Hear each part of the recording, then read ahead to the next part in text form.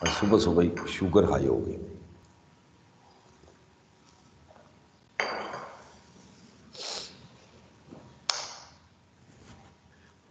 उसके बाद conversion cost 66,000 rupees, material B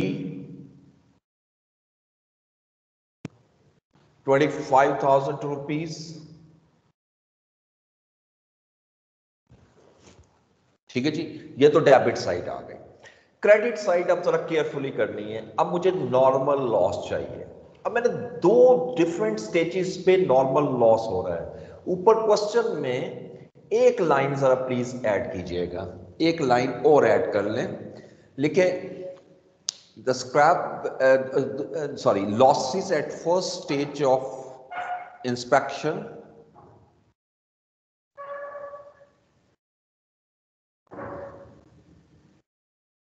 has no scrap value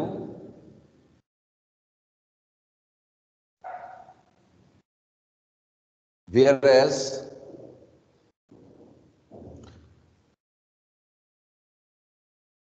losses at second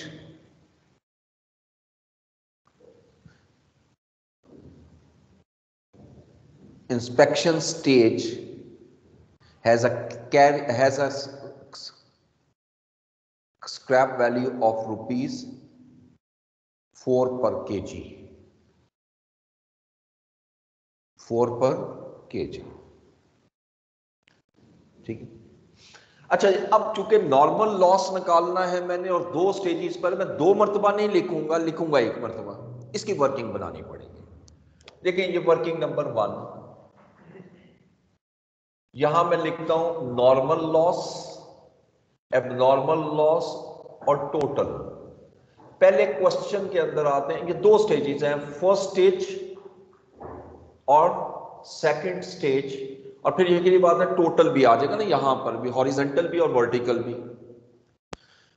पहले तो ओवरऑल बताओ लॉस हुआ कितना है, इररिस्पेक्टिव के किस स्टेज पे कितना है। देखो आपके पास 20,000 केजी इनपुट है, 15,000 ट्रांसफर कर दिए, 3,000 प्रोसेस में है, अंडरस्टूड है कि 2,000 केजी जो है वो मेरा लॉस है। ये टोटल में लिखूंगा, दोनों तरफ हॉरिजॉन्टल वर्टिकल का जो इंटरसेक्शन है वो टोटल आ जाएगा। अब इस टोटल में वो बता रहा है कि हमने एक लाइन और लिखी थी कि फर्स्ट स्टेज पर जो लॉसेस हैं वो 800 है, ये मैंने लिखवाया था। तो यानी 2000 में फर्स्ट स्टेज पे जो लॉस है वो 800 है, तो सेकंड स्टेज पे अंडरस्टूड है 1200 आ गया। अब इसमें से हमने अलग करना है कि नॉर्मल कितना है, एबनॉर्मल कितना है। तो बताइएगा पहली स्टेज पर नॉर्मल लॉस कितने परसेंट है? 2%, 3% लिखा है, 3%।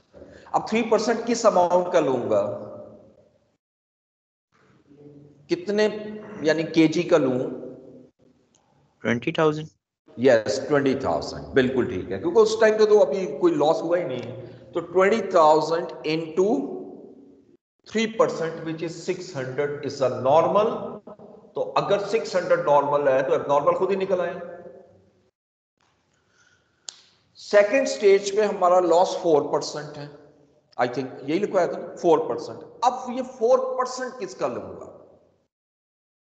मटेरियल ए और मटेरियल बी का, सर दोनों मटेरियल्स का? जी दोनों मटेरियल्स का? हाँ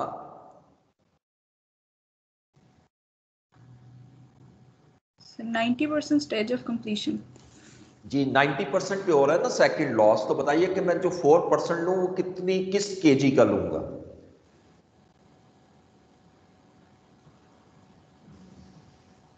15,000। ग्रेट, 15,000। लॉजिकली देखो ये 3,000 मैंने क्यों नहीं लिया, क्योंकि ये अभी 90% पे आया ही नहीं है, और जो उससे पहले लॉस हो गए वो वैसे ही खत्म हो गए, तो सीधा सीधा 15,000 उठाओ। हाँ अगर ये होता 90% और स्टेज ऑफ कंप्लीशन 80% होता तो मैं 18,000 पे लेता। तो डिपेंड, आपने ये देखना होता है कि उस स्टेज पर कितने यूनिट मौजूद है। उस स्टेज पर सिर्फ कितने हैं 15,000, तो 15,000 का 4% ये भी 600 आएगा और एबनॉर्मल लॉस यहां पर 600। तो ये अब मेरी कैलकुलेशन मुकम्मल हुई, नॉर्मल लॉस 1200 और एबनॉर्मल लॉस 800। ये मैं यहां लेकर आऊंगा 1200 और एबनॉर्मल लॉस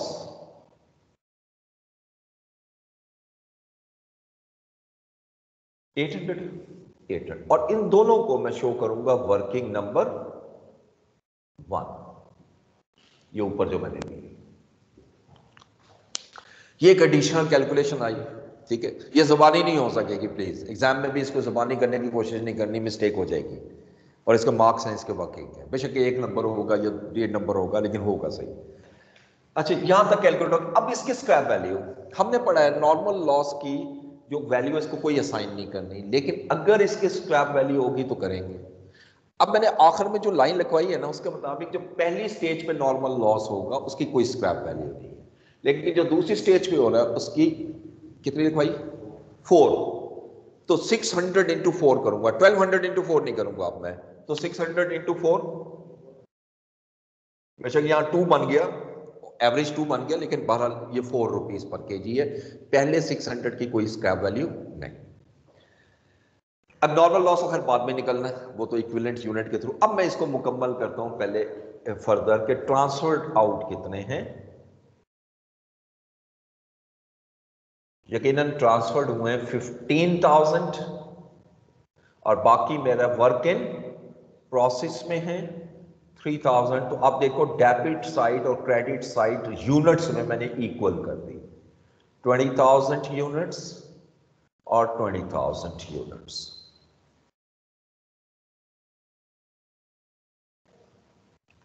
और डेबिट साइड की कॉस्ट को अगर टोटल करें 211 और ऑब्वियसली इस साइड का टोटल भी मेरा अल्टीमेट यही आना है 2 आना चाहिए, इसलिए पहले मैं टोटल लिख देता हूं, इससे कोई फर्क नहीं पड़ता। नेक्स्ट स्टेप क्या है, इक्विवेलेंट यूनिट्स। कितने इक्विवेलेंट यूनिट निकलेंगे जी 3, मटेरियल ए का, मटेरियल बी और ऑब्वियसली तीसरा हमारा कैलकुलेट होगा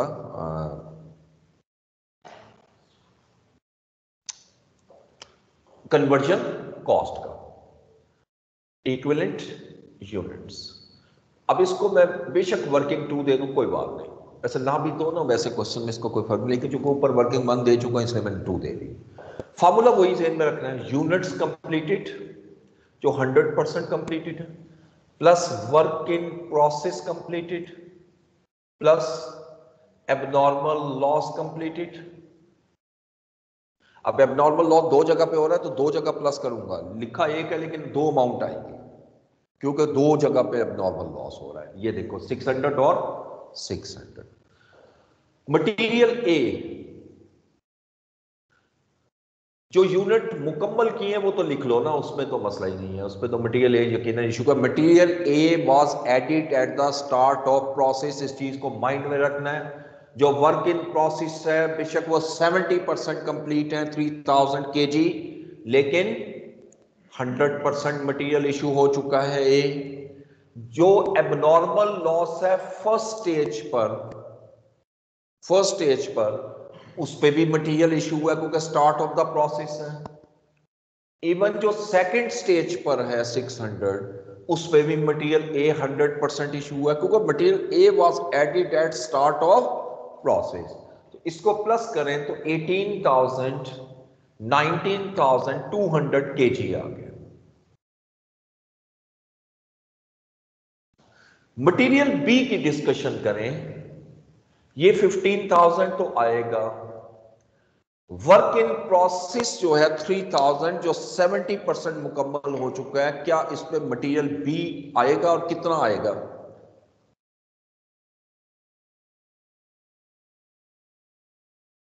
शाबाश 100%। क्यों? क्योंकि material B was added at 20% stage of completion, ठीक है जी। मटेरियल का एक प्रिंसिपल याद रख लो, जब भी स्टार्ट हो, दरमियान में भी हो, ये अब आएगा या नहीं आएगा। आएगा तो 100% आएगा, नहीं आएगा तो 0 आएगा।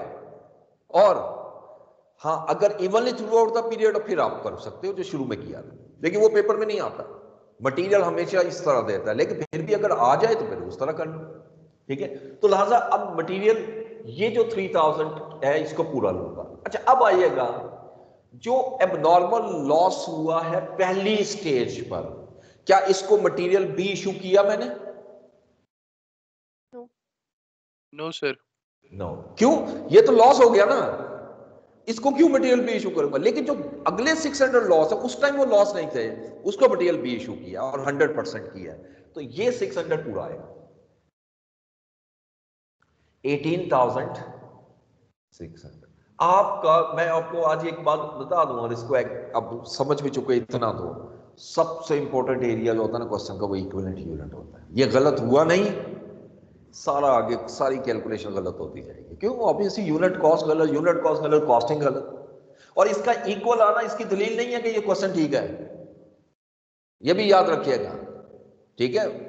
तो कई दफा हम इक्विवेलेंट यूनिट गलत बनाते हैं और गलत ही यहां पे वैल्यूज को ला लेते हैं, उसको मतलब एलोकेट पूरा करते हैं। जैसे हम अकाउंटिंग में फाइनेंशियल में भी करते हैं, डेबिट और क्रेडिट इक्वल होने का मतलब ये तो नहीं है कि इक्वल सही है, तो हो सकता है कि उसके अंदर कोई एरर हो, लेकिन डेबिट में भी एरर है तो क्रेडिट में भी एरर है, तो इक्वल आएगा। तो यही चीज यहां होती है। असल में ये इससे समझ लो कि ये कैलकुलेशन है जो कि डेबिट साइड से एक्सट्रैक्ट की, और मैंने अप्लाई करना है इसको क्रेडिट साइड पे। जब मैं गलत चीज को सही अप्लाई कर रहा हूं तो वो तो इक्वल ही आएगी। मेरी बात समझो ना, गलत चीज को सही अप्लाई कर रहा हूं तो वो तो इक्वल आएगी। तो इसलिए इक्वल आना इस चीज की दलील नहीं है, ये ठीक है। तो equivalent unit is the most important. हाँ, कन्वर्जन कॉस्ट, ये 15 पूरे, इसका तो मसला नहीं है, सीधा सीधा परसेंटेज लेना है। 3000 का कितने परसेंट लूं? 70%। जो पहला लॉस हुआ है 600, इसका कितने परसेंट लूं?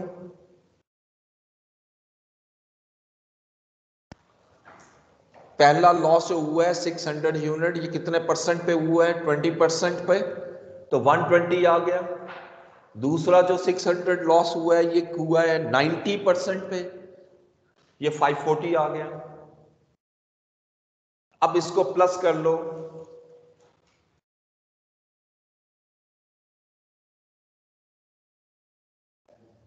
760 kg। अब मैंने यूनिट कॉस्ट निकालनी है।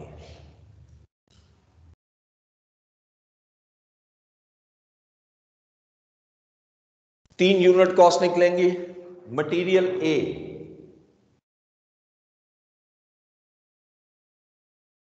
कितनी इनपुट कॉस्ट है? 120,000 माइनस स्क्रैप वैल्यू, हमेशा स्क्रैप इसी में से माइनस करनी है। Scrap value 2400 whole divided by equivalent unit 19,200,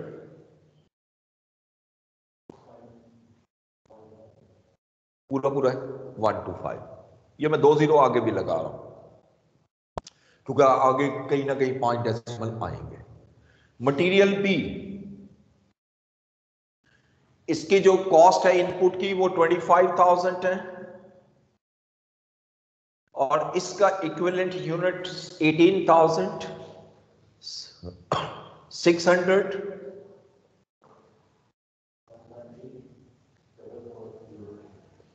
08। Conversion cost, हमारी कन्वर्जन कॉस्ट लगी है 66,000 whole divided bye 17,760,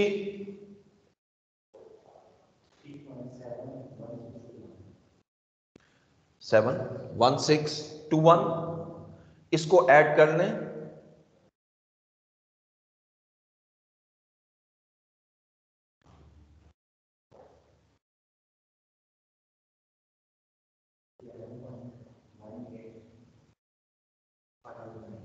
five one 529 ये।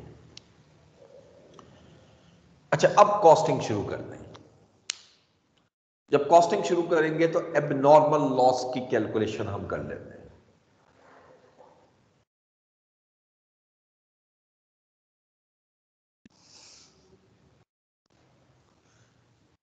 मुझे बताओ, हमने मिस्टेक कहाँ कर दी है? शुक्र है मैंने देख लिया है। हाँ जी, ये एबनॉर्मल लॉस 200 और 600 है। इसको 200 करो, ये सारा चेंज करना पड़ेगा। 200 और ये 200 का कितने परसेंट है? 20%, 40। तो ये बन जाएगा 18,800 के। ओके, ये 600 और 600 देख लिया हमने, वो एबनॉर्मल लॉस को देखना था। ये ठीक है 600, ठीक है। और इसको आखिरी को चेंज करना है। ये कितना आएगा? 17,680। Yes, sir. अच्छा, अब सिर्फ ए और सी सी यानी कन्वर्जन कॉस्ट को चेंज करना पड़ेगा। इसको 18,800 पे डिवाइड कीजिएगा।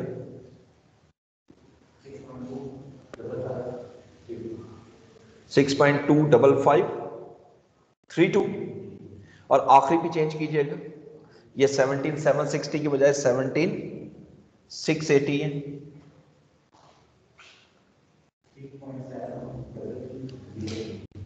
330।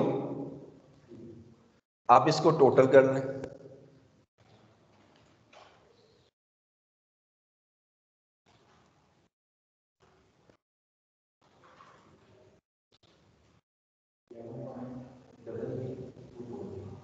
टू फोर,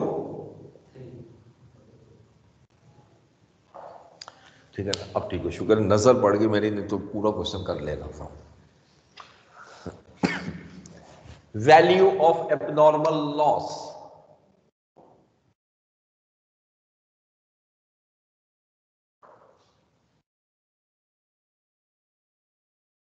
दो एबनॉर्मल लॉसेस हैं। मैं इसको कंबाइन कैसे करता हूं जरा देखिएगा। हमारे टोटल लॉसेस है 800। इस 800 लॉसेस में मटेरियल ए तो दोनों में इशू हुआ है ना, यहां से चेक कर सकते हो। मटेरियल ए, ये जो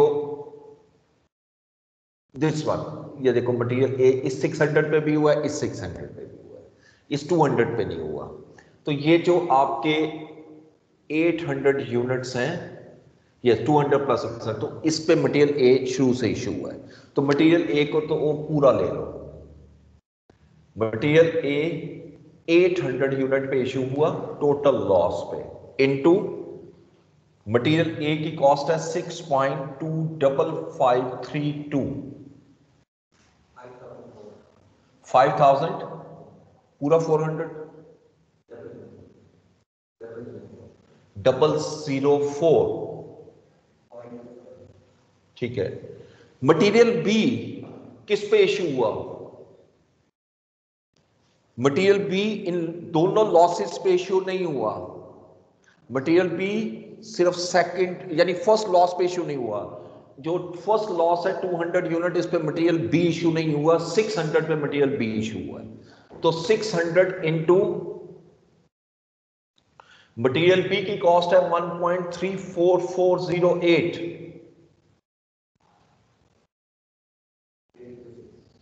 806, और कन्वर्जन कॉस्ट दो निकलेंगे क्योंकि दोनों यूनिट्स की जो परसेंटेज ऑफ कंप्लीशन है वो डिफरेंट है। तो पहली कन्वर्जन कॉस्ट मैं निकालूंगा, पहला लॉस 200 यूनिट है और इसकी कॉस्ट है 3.73303, लेकिन कितने परसेंट कंप्लीट है? पहला लॉस 20%, 149। दूसरी कन्वर्जन कॉस्ट 600 यूनिट की लूंगा जो सेकंड लॉस है, इंटू 3.73303, और ये कितने परसेंट कंप्लीट था? 90%। इसको ऐड कर लो, 7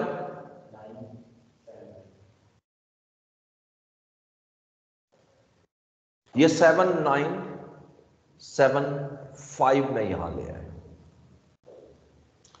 अच्छा, जहां तक ट्रांसफर्ड का ताल्लुक है उसमें तो कोई प्रॉब्लम ही नहीं होती। उसका सीधा सीधा क्या करोगे, 15,000 इंटू 11.33243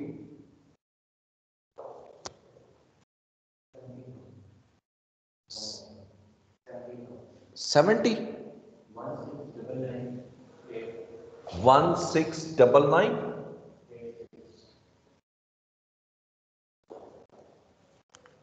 ठीक है, 169986। अब रह गया वर्क इन प्रोसेस। अच्छा, पहला काम ये करते हैं, जरा बैलेंसिंग फिगर निकाल लेते हैं। वैसे तो कैलकुलेट करना है, कितना आता है बैलेंस?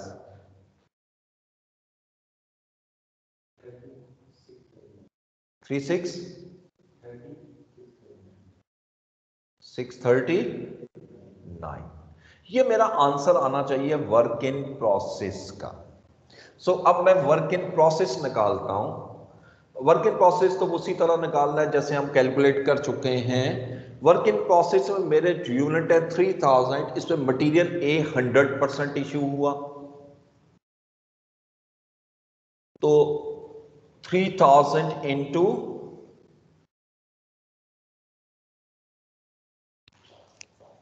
6.25532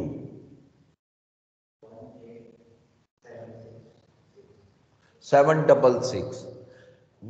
जो मटेरियल बी है वो भी 100% इशू हुआ कि वो 20% पे इशू हो रहा है। 3000 इंटू 1.34408 44032, एम आई राइट? और कन्वर्जन कॉस्ट मेरी कंप्लीट हुई है 70%, 3000 इंटू 3.73303 इंटू 70%, 39। इसको ऐड करें,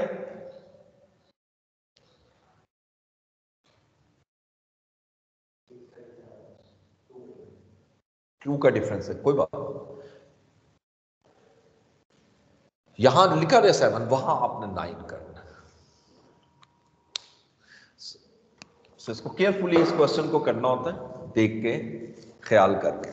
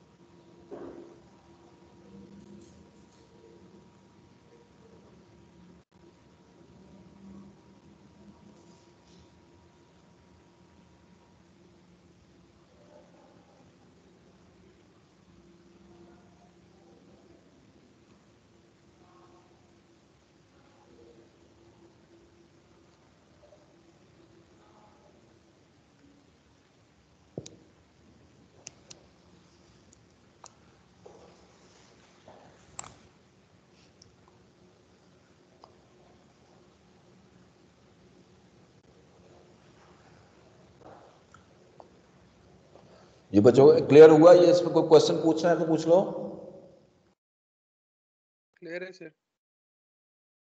ये सिर्फ प्रोसेस कॉस्टिंग आपको प्रैक्टिस से आना है। जितनी प्रैक्टिस करोगे उतना ज्यादा अंडरस्टैंड होगा कि कैसे कैलकुलेशंस को मैंने चेंज करना है। कॉन्सेप्ट तो वही है, परसेंटेजेस के मुताबिक आपने इसको जरा उल्टा सीधा करते रहना है। ठीक है, अब मैं आता हूं एक छोटा सा पॉइंट और हम डिस्कस कर लेते हैं, उसे मेरे जहन में सर निकल गया, disposal cost. Of normal loss.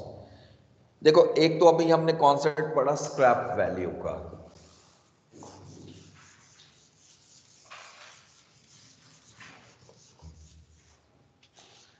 Sometime ऐसा होता है कि कुछ लॉसेस ऐसे हैं, ये मैं ऑब्वियसली लॉसेस में नॉर्मल की बात करूंगा क्योंकि हमने नॉर्मल का ट्रीटमेंट सीखना है, जहां पर हमारी दो सिचुएशन हो सकती है, या स्क्रैप वैल्यू है या नहीं है, यही दो पढ़ी है ना। नंबर वन हमने पढ़ा था नो स्क्रैप वैल्यू, यानी इसका मतलब जितना लॉस है ये असल में जिस ऐसा नॉर्मल लॉस जिसकी कोई स्क्रैप वैल्यू नहीं होती, वो नॉर्मली वो लॉसेस होते हैं जो इवेपोरेट हो जाते हैं, जो फिजिकली एग्जिस्ट नहीं करते जनरली, ठीक है। नंबर टू, दूसरा ऐसा भी होता है नॉर्मल लॉस जिसकी स्क्रैप वैल्यू है, ये तो अंडरस्टूड है, जिसकी स्क्रैप वैल्यू है वो फिजिकली एग्जिस्ट कर रही है वेस्ट, तभी स्क्रैप वैल्यू है।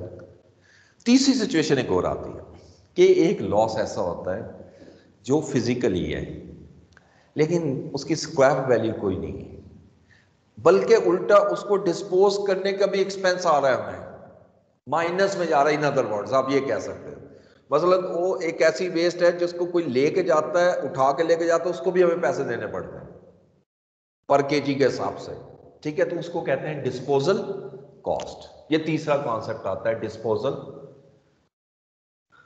कॉस्ट। और दूसरा ये भी याद रखें, ये जो स्क्रैप वैल्यू हो सकता है इसमें भी डिस्पोजल कॉस्ट हो, वो इसमें से माइनस होकर निकलती है। ये स्क्रैप वैल्यू, ये जो 4 रुपीज पर केजी दी हुई है क्वेश्चन में जैसे दी है, इसके अंदर जो डिस्पोजल कॉस्ट है वो माइनस है। ये वाली डिस्पोजल कॉस्ट वो है जो स्क्रैप से एक्सीड कर रही है समय का, मतलब अगर मुझे 1 रुपये मिल रहा है ना तो 2 रुपये मेरा खर्चा भी आ रहा है, तो मैं -1 कहूंगा उसको डिस्पोजल कॉस्ट। इसको अब ट्रीट कैसे करना है, लॉजिकली चीज है कि जो जब ये डिस्पोजल, जब मेरा स्क्रैप वैल्यू होती है तो मैं क्रेडिट साइड पे पुट करता हूं, जब मेरी कॉस्ट आएगी तो it should be put on debit side. यानी मैं इसी में जरा वैसे शो कर रहा हूं लेकिन उस तरह अमाउंट नहीं लिखूंगा, मैं इस साइड पे लिखूंगा डिस्पोजल कॉस्ट।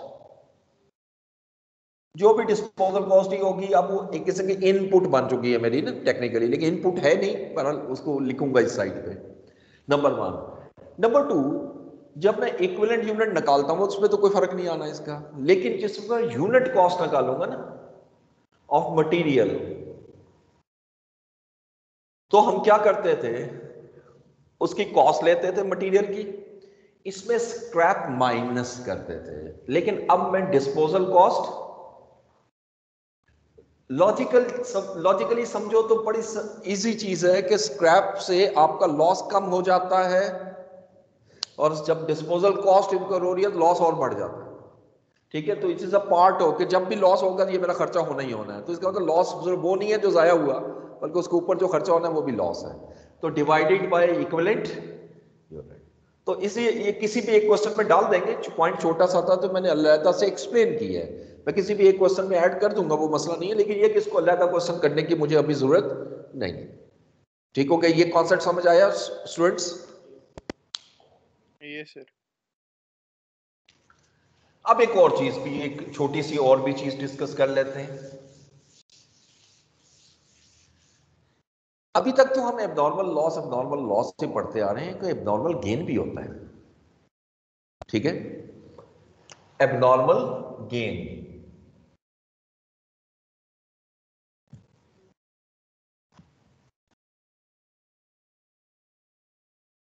जरा एबनॉर्मल लॉस में आते हैं, तो एबनॉर्मल लॉस हम कैसे कैलकुलेट करते थे कि मेरा एक्चुअल लॉस जो है वो एक्सपेक्टेड से एक्सीड कर जाता था। फर्ज करें मेरा एक्सपेक्टेड लॉस जो है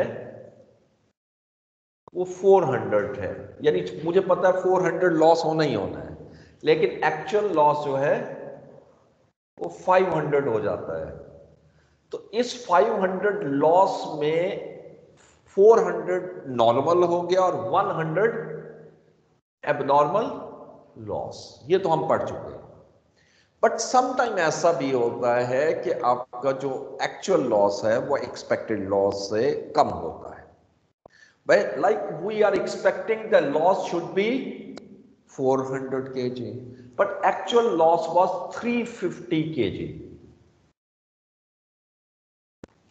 तो अब जो 50 kg, देखो अब यहां ट्रीट कैसे करूंगा, दो सिचुएशन माइंड में आती हैं। एज ए स्टूडेंट मैं ये कहूंगा जी कि नॉर्मल लॉस मेरा 400 था, क्योंकि कम हुआ है तो मैं 350 ले लेता हूं, ये सारा ही नॉर्मल है। गलत, क्योंकि अगर मैं इसको चेंज करूंगा मेरी कॉस्ट ऑफ प्रोडक्शन चेंज हो जाएगी। याद रखिएगा कि normal loss is a part of production cost. अगर कम भी हो रहा है तो मैं नॉर्मल लॉस को पूरा रिकॉर्ड करूंगा, यानी इट मींस कि लॉस मैंने 400 ही रिकॉर्ड करना है नॉर्मल, लेकिन दूसरी तरह एबनॉर्मल लॉस को -50 तो नहीं लिख सकता। वो उस सिचुएशन को हम कहते हैं एबनॉर्मल गेन। अब इसको हम यहां कैसे शो करते हैं वो भी देख लेते हैं। एबनॉर्मल गेन जो है वो डेबिट साइड पे आएगा, एबनॉर्मल लॉस क्रेडिट साइड पे होता है, एबनॉर्मल गेन डेबिट साइड पे होगा। और इसके जो यूनिट्स हैं, चूंकि बात है, अब इसके जब मैं यूनिट्स लिखूंगा ये सारे, तो क्रेडिट साइड के यूनिट ज्यादा हो जाएंगे। इसको नहीं लिख रहा ना, ठीक है, मतलब ये तो खैर इक्वल नहीं आएंगे, ये तो और बात है। ये जब मैं टोटल करूंगा ये ज्यादा हो जाएंगे, ये कम होंगे। क्यों? क्योंकि लॉस जो है मैंने नॉर्मल ज्यादा रिकॉर्ड किया, एक्चुअल कम हुआ है। वो डिफरेंस जो है ना वो मैं डेबिट साइड पे ले आऊंगा। ठीक है, ये यूनिट्स में लिखा मैंने। अच्छा, अब उसके बाद अमाउंट उसी तरह निकालनी है जैसे लॉस की निकालते हो, गेन की भी निकालोगे। इक्विवेलेंट यूनिट बनाओगे, सेम बनेगा। इक्विवेलेंट यूनिट में जो आपका एबनॉर्मल लॉस प्लस होता है या माइनस हो जाएगा, गेन है वो माइनस करना है आपने। ठीक है, यूनिट कॉस्ट उसी तरह निकल, यानी इनवर्स लेना है एबनॉर्मल लॉस का।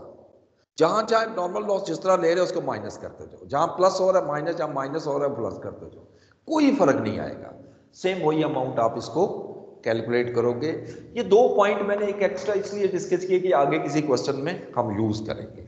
ठीक है, ये छोटे छोटे पॉइंट हैं, एबनॉर्मल गेन और एबनॉर्मल लॉस। तीसरा, एक एग्जामिनर ने एक नया ट्रेंड लिया। वो क्या करता है, कोई मुश्किल नहीं है वैसे तो, वो मैं ना भी समझाऊं तो ये क्वेश्चन में आप खुद ही कर लोगे। वो कहता है जी फर्ज करें नॉर्मल लॉस वो मेरा 400 लीटर्स है। ठीक है, वो कहता है जी कि यानी इनपुट मेरा लॉस में है, तो ये ऑब्वियसली 400 लीटर लॉस हुआ। वो कहता है each 1 litre of loss is formed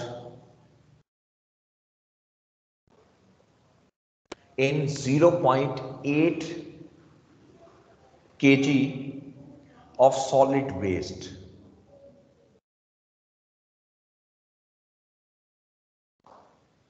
which can be sold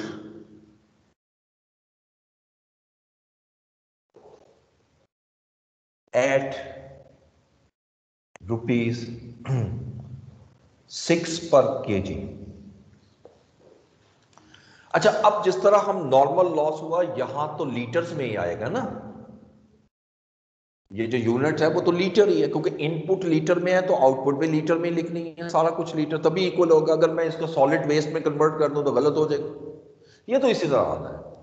इस पूरी लाइन में अब इसकी स्क्रैप वैल्यू लेनी है।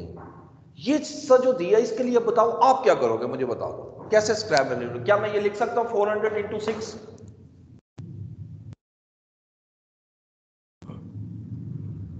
क्योंकि ये 400 लीटर्स है और स्क्रैप वैल्यू और नॉर्मल लॉस 6 पर केजी है।